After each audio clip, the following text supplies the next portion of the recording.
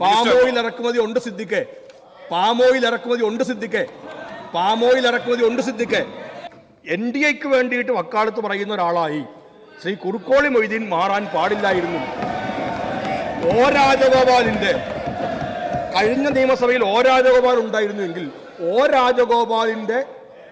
രാജഗോപാലിന്റെ ഒരു അസാന്നിധ്യം അങ്ങയുടെ വർത്തമാനത്തിലൂടെ O രാജഗോപാലിന്റെ ഒരു അസാന്നിധ്യം അങ്ങയുടെ വർത്തമാനത്തിലൂടെ നികത്തിക്കൊടുക്കേണ്ട ഒരു ആവശ്യം അങ്ങേക്ക് എന്തായാലും ഇല്ലായിരുന്നു എന്നുള്ളത് ആലോചിക്കുക.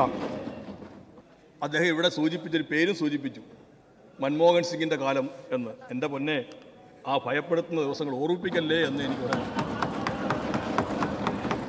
അത് യാഥാർത്ഥ്യമല്ലേ? വടി കൊടുത്ത് അടി വാങ്ങുക എന്നൊക്കെ കേട്ടിട്ടില്ലേ? അത് തന്നെയാണ് ഇന്ന് നിയമസഭയിൽ സംഭവിച്ചത്. അടിയന്തര പ്രമേയം തന്നെയാണ് വിഷയം. കാർഷിക മേഖലയിലെ പ്രശ്നങ്ങൾ മുൻനിർത്തിയാണ് പ്രതിപക്ഷം അടിയന്തര പ്രമേയത്തിന് നോട്ടീസ് നൽകിയത്. ലീഗ് MLA കുറുക്കോളി മൊയ്തീനാണ് അടിയന്തര പ്രമേയം അവതരിപ്പിച്ച് സംസാരിച്ചത്. സാധാരണ കോൺഗ്രസ് അംഗങ്ങളാണ് അവതരിപ്പിക്കാറുള്ളത് എങ്കിലും ഇത്തവണ മുസ്ലിം ലീഗിന് അവസരം നൽകി എന്നതാണ് പ്രധാനപ്പെട്ട മറ്റൊരു കാര്യം. കുറുക്കോളി മൊയ്തീന്റെ കന്നി അടിയന്തര പ്രമേയമാണ് എന്നതും മറ്റൊരു പ്രധാനപ്പെട്ട വിഷയം തന്നെയാണ്.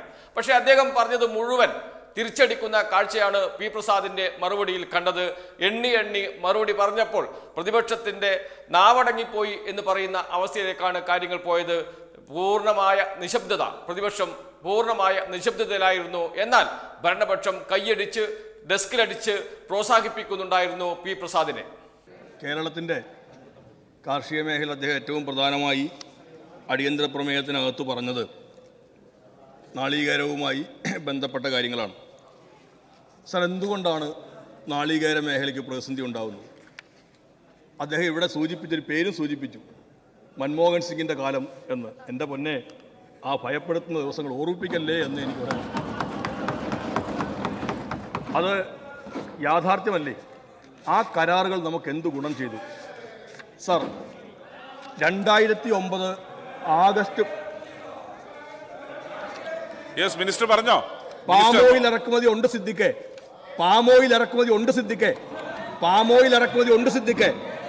2009 ആഗസ്റ്റ് 13 ആനന്ദ് ശർമ്മ ബാങ്കോങ്ങിൽ പോയി ആസിയൻ കരാർ ഒപ്പിട്ട് 2010 മുതൽ ഈ ഇന്ത്യയിൽ നടപ്പിലാക്കിയപ്പോൾ ഇങ്ങനെ എങ്ങോട്ടേക്ക് അവിടെ പാമോയിൽ വന്നത്? 2010 അസംസ്കൃത പാമോയിലിന് 2009 അസംസ്കൃത പാമോയിലിന്റെ ഇറക്കുമതി ചുങ്കം 80%. ഇപ്പൊ എത്രയാണ് ഇറക്കുമതി ചുങ്കം? 0. എങ്ങോട്ടാണ് നിൽക്കുന്നതെല്ലാം? എന്താ മിണ്ടാതിരിക്കുന്നത്? സത്യത്തിൽ ഇത് നിങ്ങളുടെ കുട്ടിയാണ്. വിശ്വാമിത്രന് മേനകയിൽ ശകുന്തല ഉണ്ടാക്കിയ വിശ്വാമിത്രൻ ശകുന്തലയെ തള്ളി പറയുന്നത് പോലെ നിങ്ങൾ ഇപ്പൊ തള്ളി പറയാൻ നിൽക്കുകയാണ്. നിങ്ങളുടെ കുട്ടിയാണിത്, നിങ്ങളുണ്ടാക്കിയ കരാറാണ്. ആസിയാൻ കരാർ ഉണ്ടായിരിക്കാൻ പറ്റുമോ?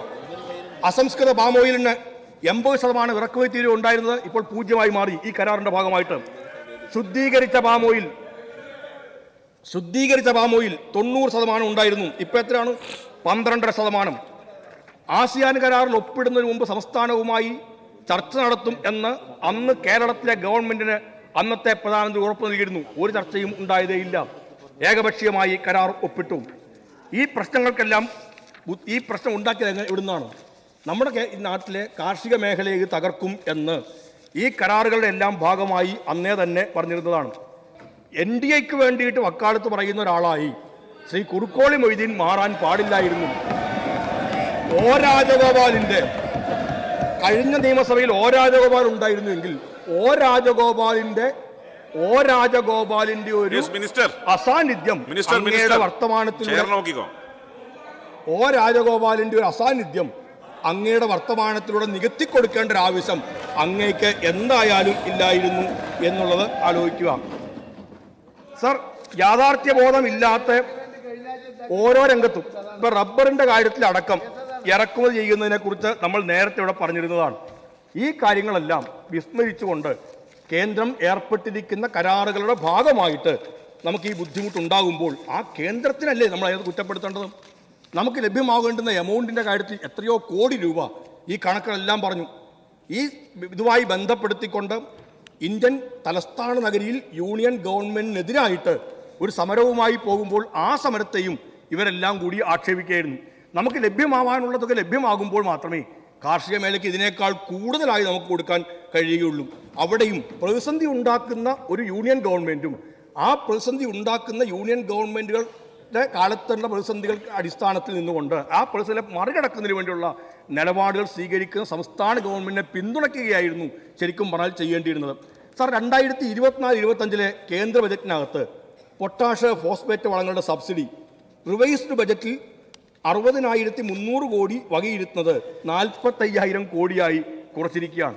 രാസവളങ്ങൾക്ക് വീണ്ടും വില വർദ്ധിക്കാൻ ഇടവരുന്ന തരത്തിലേക്കാണ്.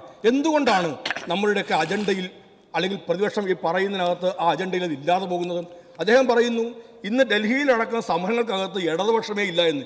ഈ സംയുക്ത കർഷക മോർച്ച എന്ന് പറഞ്ഞാൽ എന്താണെന്ന് അങ്ങേക്ക് അറിയില്ലേ? ആ സംയുക്ത കർഷക മോർച്ചയ്ക്കകത്ത് ഇവരെല്ലാം ഉൾപ്പെട്ടിരിക്കുന്നവരും അങ്ങേക്ക് അറിയില്ലേ? ഈ സമരത്തിനകത്ത് ആ സമരത്തിൽ പങ്കെടുക്കുന്ന സംഘടനകൾ തമ്മിലൊരു പൊതുധാരണയും എല്ലാം എത്തിയിട്ടുണ്ട്. ആ ധാരണ അടിസ്ഥാനത്തിൽ എല്ലാ പിന്തുണയും പിൻബലവുമായിട്ട് ഈ ഇന്ത്യയിലെ ഇടതുപക്ഷ കർഷക സംഘടനകൾ അതിൻ്റെ മുന്നണിയിൽ തന്നെ ഉണ്ട് എന്നുള്ളൊരു ആർക്കാണ് സാർ അറിയാൻ പാടില്ലാത്തത്? ഞങ്ങൾക്കൊരു തരത്തിലും ഈ ഗവൺമെൻറ്, കേന്ദ്ര ഗവൺമെൻറ്, യൂണിയൻ ഗവൺമെൻറ് നടപ്പിലാക്കുന്ന കർഷക വിരുദ്ധ നിലപാടുകൾക്കെതിരായി നിലപാടുകളും സ്വീകരിക്കാൻ ഒരു മടിയും ഇല്ല.